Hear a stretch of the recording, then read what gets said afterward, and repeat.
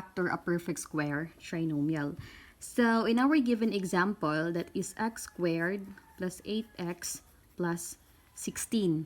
Unsaon man nato pag-factor kana siya.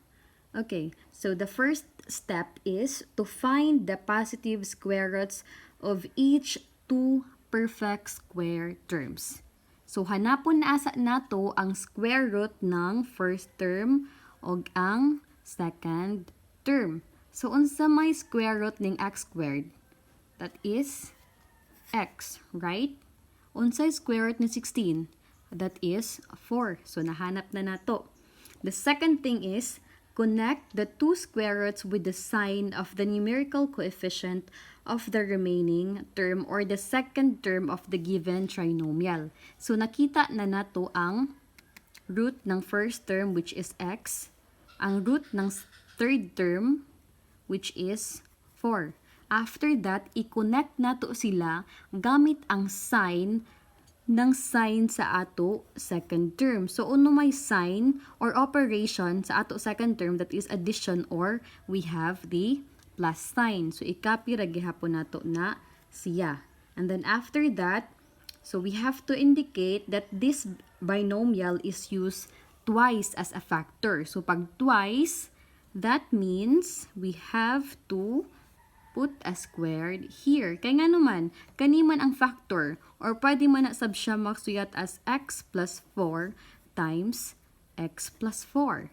Ana ra siya unsaon pag-factor sa perfect square trinomial. Klaro? Sige, let us try to have this equation. This expression.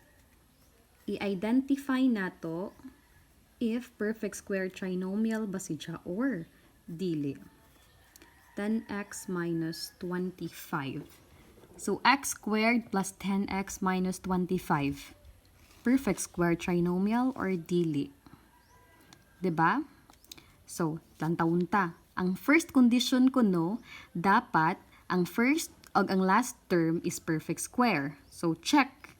But, naglaong man sab didto na dapat ang first ug ang last term is positive numbers. So check na unta na perfect square sa first term, perfect square si last term. But negative man ang atong last term, then that means this is not a perfect square trinomial. Kay negative man si 25. Sakto?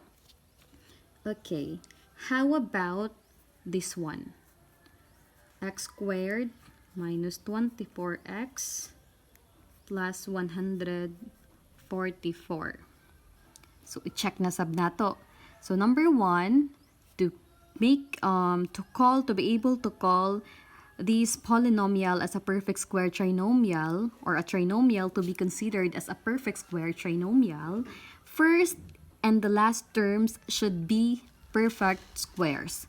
Sakto ba? Perfect square si x squared. Okay, kaya ang ato root niya is x. And then we have 144. This is also a perfect square. O may sa factor. That is 12 man na siya. So, parehas positive, then that means this trinomial is a perfect square trinomial. So, hanap po nato ang pag-factor sa ijaon. Saan ganito pag-factor? So, nahanap naman nato ang root ng first term o ang root ng last term. Ikapira nato na siya. We have x and then 12. Now, unsay operation sa second term? We have negative 4. Now, note that this binomial siya kahit duha ra man ka terms, right? This binomial is used twice as a factor. So, kaduhaon nato siya. That means x minus 12 square is the factor of this trinomial, or simply, pwede pod ni siya x minus 12 times x minus 12. Klaro?